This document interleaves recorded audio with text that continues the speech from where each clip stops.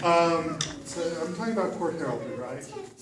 Yeah, no. Yes. Field heraldry? Well, it's the same. Wait. They're both parts of voice heraldry. No one here is going to have to do court. Why? Because the crown brings their own herald. What if I rock, paper, scissors, him? All right, Cody, he'll tell us.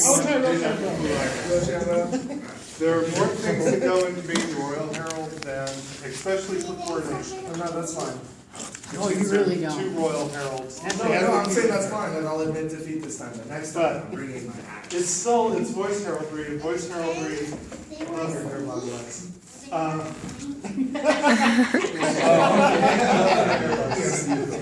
And voice heraldry is basically the art of projecting. How many of you, when you're trying to get hold of somebody across the room or across the field, yell? Hey! Something like that. I yell.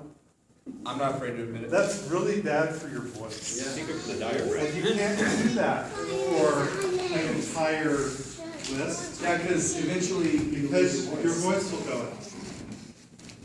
So the main thing that you have to remember when you're doing funeral heraldry is you want to be heard without yelling. You want to project.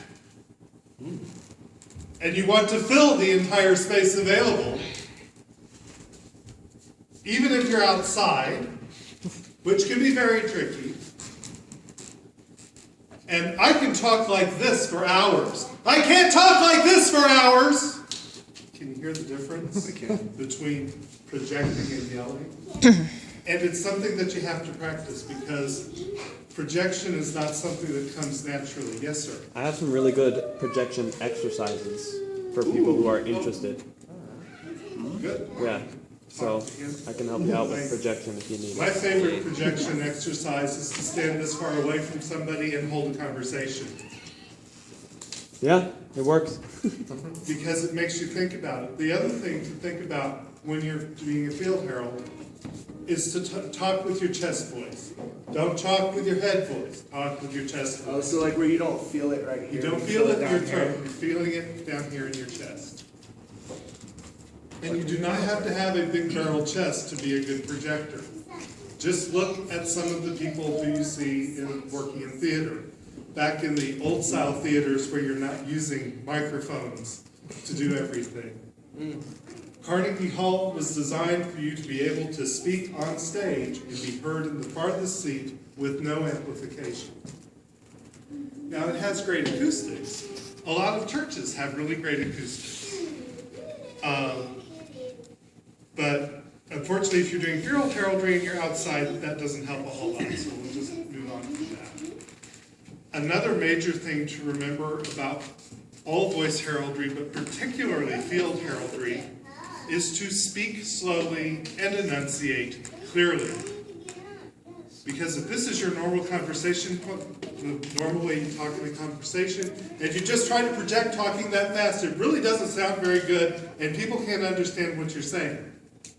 So you want to slow down a lot. And speak very slowly, with lots of pauses, and very precisely. It's always a good idea to warm up your mouth and your lips and your tongue if you're going to be doing it, actually any kind of voice heraldry, especially in the SCA where you never know what the name is going to be. And may even be in a language that you have no idea how to pronounce. There does seem to be a tradition in the SCA of mouth-filling nominatives. For example, my name, Omar Mohammed bin Zazadeh.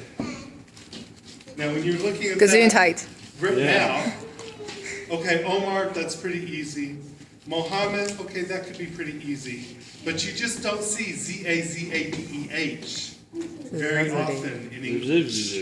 And at least I have vowels and consonants. Yes. You can get Welsh where there are no consonants. You can get Slavic languages where there may be no vowels. things like SEALF umlaut UCKER. Umlaut. And no, that is not pronounced seal fucker. Which I discovered the hard way. And I have since completely blocked out how it is pronounced. That was calling the list of a tournament at an event in the East. You probably did that on purpose too. Yeah. Oh, I got a laugh from a couple of people, gasp a shock from a couple of people, and somebody who it wasn't even his name came up in front of all of them and ripped me a new one. At which point the queen got him quietly aside and explained to him that that was not good purely behavior, and she would appreciate it if he did not come to the Pelican Circle for her reign. So, you have to be, you know, somebody. Yes, are all courtesy, honor, and chivalry are very important. If someone comes up to you and tears you a new one because you mispronounced something, just go, I'm so sorry. What's the correct pronunciation? I'll try to do better in the future. And then I'll admit I tend to mispronounce it every time after that, just in revenge. I'll admit it, I have my petty. Or just mispronounce their name. What? Or just make a point to mispronounce their name. Yeah. Lord Jones. And you will also hear, I have a few times just gone, I need to speak to Lord Dragos because I can't pronounce his last name. Ideally, if you're doing field heraldry and you're having to run a list, you'll get the cards a few minutes in advance, or at least the list of names, and you can find people to say, how do you pronounce this? How do you pronounce this? And you start taking notes. Now for me, that was even more critical when I was doing the court heraldry thing, because if you butcher a name too badly, people don't know that they're the ones who you're trying to call. But it's also very hard to go around and ask, you know, how do you pronounce your name? I need to call you into court. No, you don't want to do that either. So that's why Herald, you will occasionally see people in Herald's taverns wandering around going, how do you say it? But does anyone know how to pronounce Gaelic? I need a Gaelic speaker right now. No, I'm sorry, it can't be you. It's your day. No, not you. But, sorry, I got slightly sidetracked. Warming up your mouth and your tongue and your breathing.